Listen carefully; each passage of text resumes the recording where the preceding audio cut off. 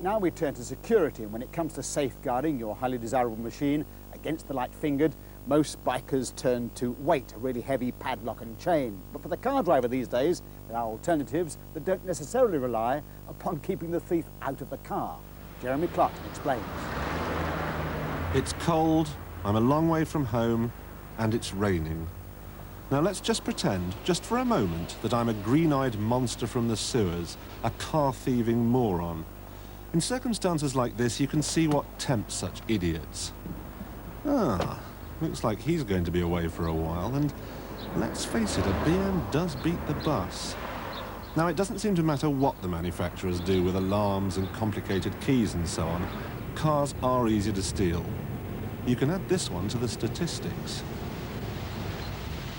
Ooh, I bet he's cross. I hope he's got someone to pick him up, because this car's registered in Newcastle, and that's a long way away.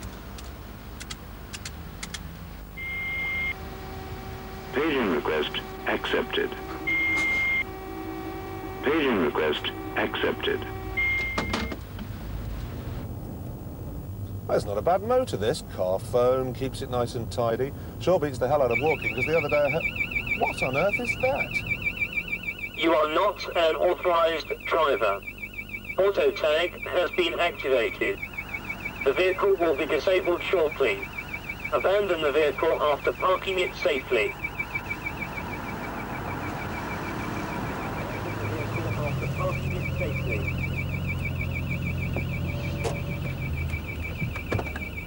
You are not... All right, I've parked it safely. Let me just disengage this with this coded key. You are not an authorized... Now, all the gubbins that makes it work, they're in the boot. Let's go and have a look. Now, this doesn't need to be mounted in the boot. You can put it anywhere. Now, remember the chap we saw in the phone box earlier? He wasn't ringing home. What he was doing was ringing this little radio pager here, and that activated the flashing lights, the siren, and, of course, the voice that told me to park up. Now, if I hadn't parked up, this box of tricks would have cut off the fuel supply to the engine. Well, it hasn't really helped my cause, has it? I've still got to get home. Now, I know this is a bit of a come-down, but it'll do.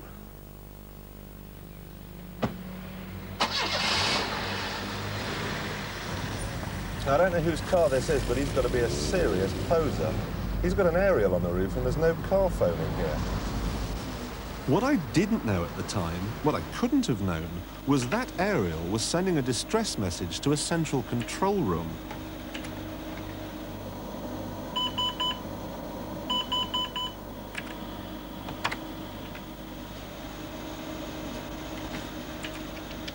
Hello, this is Data Track.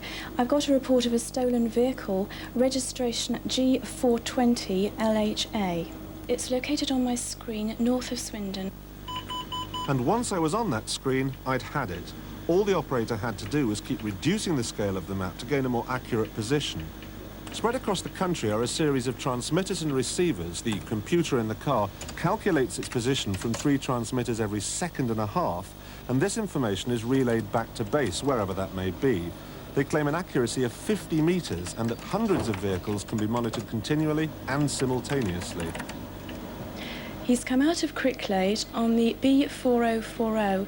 He's heading in a westerly direction, doing 45 miles per hour. No, he's turned right onto Sea Road, southeast of Ashton Keynes. He's still on the Sea Road. He's now crossing a river, the Swill Brook, southeast of Ashton Keynes. With accuracy like that, it really isn't long before this sort of thing happens.